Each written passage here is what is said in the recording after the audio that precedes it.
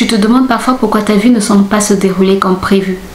Pourquoi Dieu semble rester silencieux alors que tu attends des réponses? Et si je te disais que cela faisait partie d'un plan parfait? Et si je te disais que Dieu sait ce qu'il est en train de faire?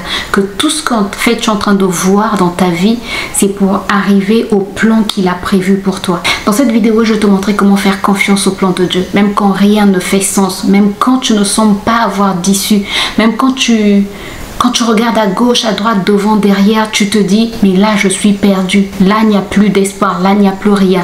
Dieu est au contrôle de toutes choses. Il sait ce qu'il est en train de faire. Reste bien jusqu'à la fin parce que tu vas repartir avec une foi boostée et une paix profonde. Tu auras pleinement confiance en Dieu et tu sauras que tout ce qui est en train de se passer dans ta vie, c'est le plan parfait de Dieu.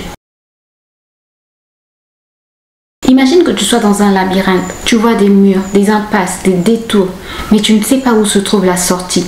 Mais Dieu qui voit d'en haut en fait, sait où est-ce qu'il est en train de t'emmener. Mais toi comme tu es dans le labyrinthe, tu vois, tu ne sais pas, partout tu ne vois que des murs, tu te demandes comment tu vas faire pour t'en sortir. Tu as l'impression que chaque fois que tu veux trouver une issue, tu es encore bloqué. Chaque fois que tu veux t'en sortir, tu es toujours bloqué. C'est vraiment un labyrinthe, ta vie devient un véritable labyrinthe. Mais Dieu qui a une vue d'en haut, il connaît chaque issue, chaque obstacle, chaque raccourci. Alors tu peux pleinement lui faire confiance parce que lui, il est en train de voir d'en haut. Toi, tu vois d'en bas, tu ne vois pas tout. Mais lui, d'en haut, il sait ce qu'il est en train de faire pour toi. La Bible dit dans Jérémie 29, 11, « Car je connais les projets que j'ai formés sur vous, dit l'Éternel, projets de paix et non de malheur, afin de vous donner un avenir et de l'espérance. » Si tu prends la version anglaise, la version amplifiée anglaise, elle te dit « Dieu a planifié, il a planifié des choses pour nous, il a planifié des projets de paix. » Donc, il a conçu, en fait, c'est comme un architecte quand il conçoit une maison.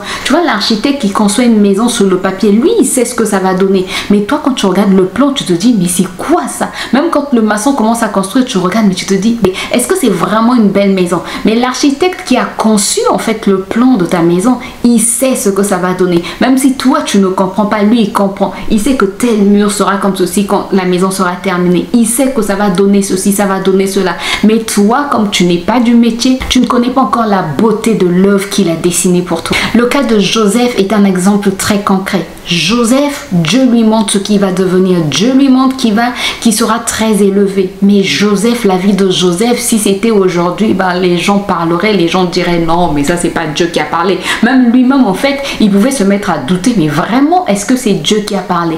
Pourtant, Joseph, Dieu lui montre qu'il sera élevé, mais il est haï par ses frères. Pourtant, Dieu lui montre que ses frères vont se prosterner devant lui. Même son père va se prosterner devant lui. Mais il est haï par ses frères. Toi, tu vas te dire, non, là vraiment, est-ce que c'est vraiment Dieu qui a parlé? Ses frères le vendent. Tu vois ce qui se passe dans la vie de Joseph? À ce moment-là, il dit, ah Seigneur, vraiment, est-ce que c'est vraiment toi qui as parlé? Mais Joseph est resté constant dans sa foi. Il a gardé sa foi. On le vend. Il arrive chez Potiphar. Chez Potiphar, il commence à gérer des biens. Il se dit, c'est peut-être ici que je vais régner. Mais non, non, non. La femme de Potiphar lui cherche encore des problèmes. Et là, il se retrouve en prison. En prison, il se dit, mais vraiment, est-ce que je vais vraiment régner? Mais tout ça, en fait, Dieu avait préparé pour concourir au bien de Joseph, pour préparer Joseph à ce qu'il allait devenir. Parce qu'il fallait qu'il commence à gérer les biens de Potiphar pour devenir un bon gestionnaire de l'économie d'Égypte. Il fallait qu'il aille en prison pour interpréter les songes des serviteurs du Pharaon, pour qu'il soit présenté auprès du Pharaon et qu'il interprète le rêve du Pharaon. Tu vois comment Dieu a tout orchestré, comme un orchestre en fait qui joue avec harmonie. Dieu a tout orchestré pour que le plan qu'il avait prévu pour la vie de Joseph puisse s'accomplir. C'est ce qui est en train de se passer aussi pour ta vie. Ce que tu traverses aujourd'hui peut sembler injuste, peut sembler incompréhensible. Les gens peuvent dire non, Dieu n'est pas avec toi. Non, c'est pas. Non, toi vraiment. Non, Dieu t'a rejeté certainement. Comment tu peux vivre de telles choses? Mais Dieu est en train de te préparer pour quelque chose de plus grand. Je t'assure. Tu sais, parfois on prie et on attend. Mais rien ne se passe. On persévère, on jeûne, on fait des retraites, on attend. Rien ne se passe. On a la foi. Rien ne se passe. Les jours passent, les semaines passent, les mois passent, les années passent. Rien ne se fait. On commence peut-être à douter un peu. On commence à avoir un peu peur. On commence à se décourager, à se démotiver. On se dit, peut-être que Dieu m'a oublié. Peut-être que c'était pas Dieu qui m'avait parlé. peut-être que c'était ma propre chair, peut-être que c'était ma propre volonté. Mais Habakkuk au chapitre 2 verset 3 nous dit ceci, car c'est une prophétie dont le temps est déjà fixé. Elle marche vers son terme et elle ne mentira pas. Si elle tarde, attends-la, car elle s'accomplira et elle s'accomplira certainement. Attends. Attends dans la présence de Dieu, continue à travailler, continue à prier, persévère dans les actions de grâce, continue à faire ce que tu dois faire. S'il faut que tu montes cette entreprise, continue à monter cette entreprise. Ça ne va pas, mais tu sais que c'est Dieu qui a mis cette idée dans ton cœur. Tu sens que c'est vraiment le désir de Dieu. Continue, persévère, ne lâche pas. La Bible dit que ton cœur ne se trouble point. C'est Jésus qui parlait, il a dit que ton cœur ne se trouble point. Crois en moi et crois en Dieu. Continue à croire. Attends-la. Cette prophétie, elle s'accomplira. Et elle s'accomplira certainement parce que Dieu n'est pas un homme pour mentir, ni le fils de l'homme pour se repentir. Mais ce qu'il dit, sa main puissante l'accomplit. Regarde comment Sarah et Abraham ont dû attendre des années pour voir la promesse de Dieu dans leur vie. La promesse qui est Isaac. Ils ont attendu. Sarah était déjà ménopausée. Mais Dieu s'est souvenu d'eux. Sarah, à un moment, elle a même douté. Elle a dit à Abraham, non, prends juste ma servante et puis voilà, tu auras un enfant. Abraham aussi, à un moment, il a douté. Il a dit, certainement, c'est mon serviteur qui va hériter de tous mes biens. Mais non, Dieu avait promis et il est fidèle pour accomplir ce qu'il dit. Et une chose à savoir, Dieu n'arrive jamais en retard. Il vient toujours au bon moment. Il n'arrive jamais trop tôt, il n'arrive jamais trop tard. Il vient toujours au bon moment. Car il connaît le bon moment pour toi. Si tu attends une réponse, si tu attends une opportunité, si tu attends une percée, ne perds pas espoir, ne te décourage pas, ne te démotive pas. Dieu agit dans les coulisses, même quand tu ne le vois pas. Dieu est en train d'agir dans le silence, même quand tu ne sens rien. Dieu est présent, il voit tout ce qui se passe, même si tu ne vois rien toi. Dieu, lui, il est au contrôle. Tu sais, parfois on veut quelque chose à tout prix, mais Dieu dit non. Non parce que peut-être que c'est pas le moment, ou non parce que peut-être que c'est pas dans sa volonté. Donc quand Dieu te fait attendre, ne te dis pas non, mais pourquoi je vais le faire d'une autre manière. Non, Dieu sait pourquoi il te fait attendre. Je te prends un exemple, tu postules à un job que tu veux vraiment, tu sais que c'est le meilleur job pour toi, tu sais que vraiment tu es qualifié pour ce job, il y a un bon salaire, tu te dis oui, je vais postuler. Quand je postulais à ce job, je pourrais subvenir à mes besoins, je pourrais donner ma dîme, faire des offrandes spéciales à l'église, aider les pauvres, bref, je pourrais vraiment faire ce qui bouillonne dans mon cœur. Mais tu arrives à l'entretien, tu passes l'entretien, tout se passe très bien et après on t'appelle pour te dire non ou on t'envoie un mail pour te dire non, tu n'es pas retenu. Parfois, Dieu a fermé cette porte pour t'en ouvrir une meilleure.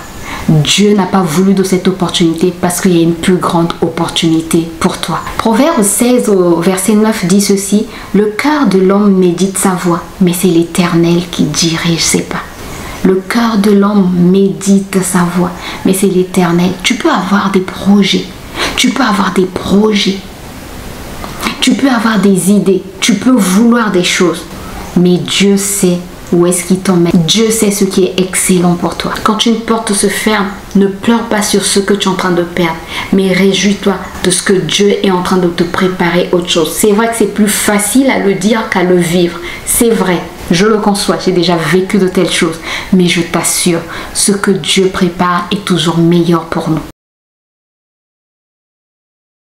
Alors, tu vas certainement me demander comment faire pour garder la foi quand c'est dur. Parce que quand ça fait mal, quand tu es en train de pleurer, quand ton cœur est en train de saigner, quand tu as une plaie béante à l'intérieur de toi, tu ne sais plus quoi faire. Tu ne sais plus vers quel sein te tourner, comme on dit souvent. Tu ne sais, vraiment, tu n'as plus aucune issue. Comment faire pour ne pas se décourager? Comment faire pour ne pas être démotivé? Je te donne des astuces. La première chose à faire, rappelle-toi des promesses de Dieu. Médite la parole de Dieu jour et nuit. N'oublie pas, médite la parole de Dieu jour et nuit. C'est important. Rappelle-toi ce que Dieu a dit à Josué, que ce livre de la loi ne s'éloigne point de ta bouche. Médite-le jour et nuit afin d'agir fidèlement selon tout ce qui est écrit et que tu puisses réussir dans tout ce que tu entreprends, que tu puisses réussir dans toutes tes voies. Médite la parole de Dieu. C'est là où se trouvent tes promesses. Au fur et à mesure que tu vas méditer les promesses de Dieu, que tu vas méditer la parole de Dieu, tu Tu auras de plus en plus confiance en Dieu. Tu auras de plus en plus, tu n'auras plus peur. La peur pourra venir, mais tu auras les paroles nécessaires pour pouvoir la chasser. Tu auras des paroles en toi qui vont refouler cette peur, qui vont refouler le doute, qui vont refouler l'incrédulité. Quand le diable viendra te dire c'est fini, tu vas dire non, c'est pas fini, parce que Dieu a pour moi des plans de paix. C'est ce qu'il a dit, qu'il a pour moi des plans de paix. Quand le diable va te dire mais il ne te reste plus rien, tu penses que Dieu peut encore faire, tu pourras dire Dieu a préparé d'avance des choses, des bonnes choses pour moi pour que je puisse les pratiquer. Donc médite à la parole de Dieu jour et nuit, ça va t'aider dans les moments difficiles. La deuxième chose à faire, c'est de garder un cœur reconnaissant. Remercie Dieu pour ce qu'il a déjà fait pour toi. Qu'est-ce que Dieu a déjà fait? Le fait de t'avoir déjà donner le souffle de vie, c'est un grand miracle. Si Dieu n'avait plus rien à faire dans ta vie, il t'aurait ôté le souffle de vie. Mais puisqu'il t'a donné le souffle de vie, ça veut dire qu'il a encore un but à atteindre dans ta vie, qu'il a encore des choses à faire avec toi. N'oublie jamais, Dieu ne fait rien au hasard. Tout ce qu'il fait, c'est pour un but. Il ne peut pas te donner la vie juste comme ça, juste par plaisir. Dieu, s'il t'a renouvelé le souffle de vie, ça veut dire qu'il n'en a pas encore fini avec toi. Ça veut dire qu'il a encore des choses à faire avec toi, des choses qu'il doit faire en toi. Donc, remercie Dieu, sois reconnaissant déjà pour le souffle de vie. Parce que tu peux te dire, mais je vais être reconnaissant pourquoi? Sois reconnaissant déjà pour le souffle de vie. Sois reconnaissant déjà parce qu'il t'a donné un nouveau jour. La Bible dit que ses bontés ne sont pas épuisées, ni ses compassions arrivées à leur terme, mais il les renouvelle chaque matin. S'il t'a renouvelé ses bontés, il t'a renouvelé ses compassions, c'est pas pour que tu puisses te lamenter, c'est pas pour que tu puisses dire c'est fini pour moi. Non, la Bible dit, tant qu'il y a la vie, il y a de l'espoir. Si Dieu t'a donné la vie, ça veut dire qu'il y a encore l'espoir, j'allais dire l'espoir d'espérer. Mais oui, l'espoir de faire confiance en Dieu, l'espoir de te dire qu'il y a un meilleur pour toi. Il n'a pas mis un point à ta vie, parce que s'il avait mis un point à ta vie, tu serais déjà parti. Plusieurs sont partis, mais toi, il t'a laissé en vie. C'est pour un but. Et la troisième chose à faire, reste connecté à Dieu. Dans la prière, dans l'adoration, reste connecté. Ne t'éloigne pas. Certaines personnes, quand elles vivent des moments difficiles, je sais que c'est compliqué, mais tu dois faire un effort. Si tu n'as personne autour de toi pour t'aider, pour te soutenir, toi-même tu dois faire un effort, demander la force au Saint-Esprit, prier. Voilà pourquoi pendant les moments forts, il faut avoir comme un compte bancaire dans lequel tu as beaucoup de prières. Mais même dans les moments difficiles, apprends à prier. Même dans les moments difficiles, apprends à rester connecté à Dieu.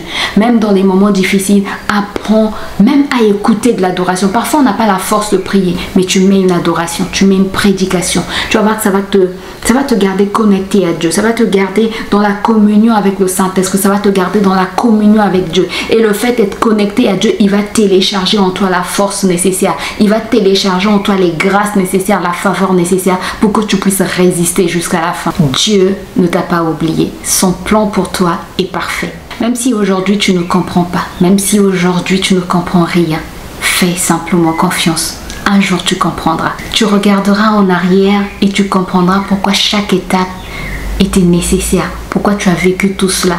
Il y a des choses aujourd'hui que je regarde dans ma vie, je dis, ah oui, je comprends mieux pourquoi je suis passée par là. Pourquoi Dieu a permis cela.